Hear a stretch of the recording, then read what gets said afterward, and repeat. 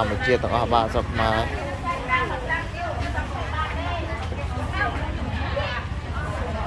thọt trong vườn mốc này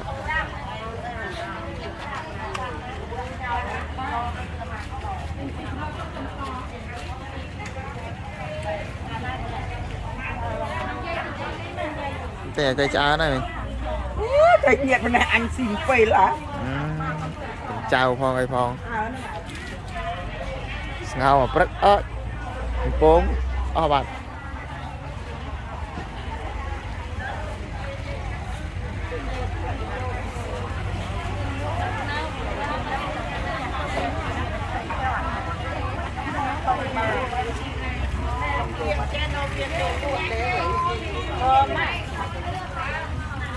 Hãy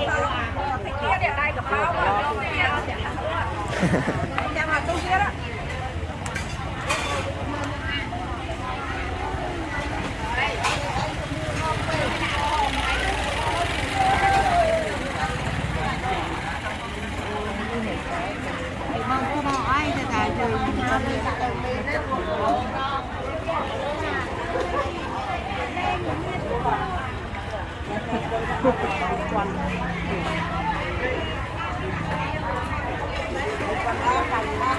video